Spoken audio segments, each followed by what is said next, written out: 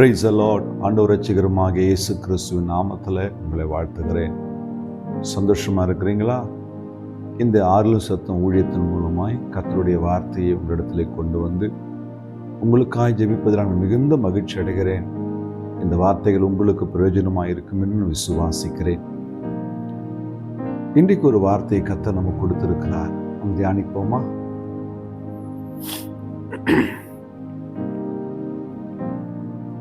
Praise the Lord. ஆண்டவர் ரட்சகருமாக இயேசு கிறிஸ்துவின் நாமத்தில் உங்களை வாழ்த்துகிறேன். எப்படி இருக்கிறீங்க? சந்தோஷமா இருக்கிறீங்களா? ஏசப்பா உங்க கூட இருக்கிறார் இல்லையா?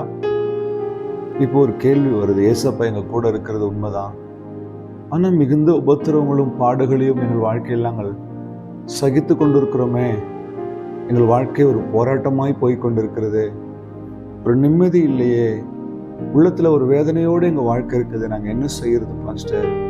ஆண்டவர் உங்க கூட இன்னைக்கு ஒரு வசனத்தை கொண்டு பேச போகிறார்.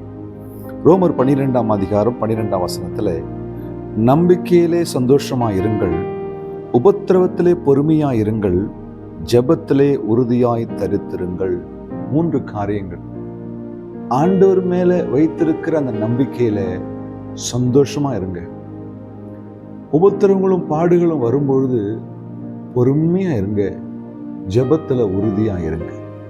சந்தோஷமா இருங்க, பொறுமையா இருங்க, உறுதியா இருங்க. ஆண்டவர் எவ்வளவு அழகான ஆலோசனையை கொடுத்து நம்ம தைரியப்படுத்துறது பாருங்க. சில உபத்திரவங்களும் பாடுகளும் வாழ்க்கையில் வரும்போது சோர்ந்து போயிடுறோம். இது மனுஷ இயல்புதான்.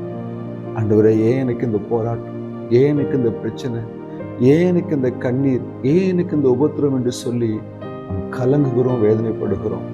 என் அன்பு தெய்வ பிள்ளையே, பாடுகள் மத்தியிலே உபத்திரவத்து மையத்திலே கடந்து செல்லும் பொழுது பொறுமையா இருங்க. அதை தாண்டி செல்வதற்கும் அதை ஜெயம் பெறுவதற்கும் கர்த்தர் உங்களுக்கு உதவி செய்வார். என்னுடைய வாழ்க்கையில கூட அநேக போராட்டங்களை சந்தித்திருக்கிறேன். கண்ணீர் விட்டு கதறி அழுகிற நிலைமையிலே தள்ளப்பட்டிருக்கிறேன். ஆனால் அந்த நேரத்தை எல்லாம் ஆண்டவரை உறுதியாய் பிடித்துக் கொள்வேன். அப்பா, உம்மை தவிர எனக்கு யாரும் இல்லையே, என் வாழ்வும் என் தாழ்வும் என் சாவும் என் எல்லாமே உங்க கையில் இருக்குதுப்பா. உமக்கு தெரியாம என் வாழ்க்கையில் எதுவும் நடக்க போவதில்லை. உமக்கு சித்தமானால் இந்த பாடுகளை விட்டு நீங்கட்டும், என்னால் தாங்க முடியலப்பா என்று சொல்லி ஜெபிக்கும் பொழுது அந்த ஜெபத்தை, அந்த கண்ணீரை கர்த்தர் பார்த்து எத்தனையோ முறை என்னை விடுவித்திருக்கிறார், என்னை சந்தோஷப்படுத்தியிருக்கிறார், ஜீவன் கொடுத்து காத்திருக்கிறார். இந்த வார்த்தை கேட்கிற அன்பு சகோதரனே, அன்பு சகோதரியே, உங்கள் வாழ்க்கையில கூட அப்படிப்பட்ட உபத்திரவமான நேரத்தில் இருக்கிறீங்களா? பொறுமையா இருங்க. கர்த்தரோடு நோக்கி ஜெபிக்கிற ஜெபத்துல உறுதியா இருங்க. உங்களுக்கு பதில் வரும், நிச்சயமாய் பதில் வரும். உங்கள் உபத்திர நாட்கள் முடிந்து போய் சந்தோஷத்தின் நாட்களுக்குள்ளே கர்த்தர் உங்களை நடத்துவார். அந்த நிச்சயத்தோடு கூட என் கூட சேர்ந்து ஜெபம் பண்ணுங்க. இன்றைக்கு உங்கள் உபத்திரவத்தை கர்த்தர் மாற பண்ண போகிறார். ஜெபிக்கலாமா? அன்பும் இரக்கமுள்ள ஆண்டவரே, இந்த வேலைக்காய் ஸ்தோத்திரம். இந்த வார்த்தை கேட்கிற ஒவ்வொரு பிள்ளைகள் உள்ளத்திலும் கர்த்தர் பேசுவீராக.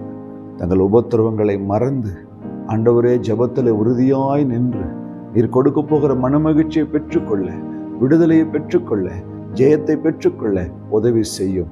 இயேசு கிறிஸ்துவின் நாமத்தில் பிதாவே, ஆமென். ஹல்லேலூயா. God bless you.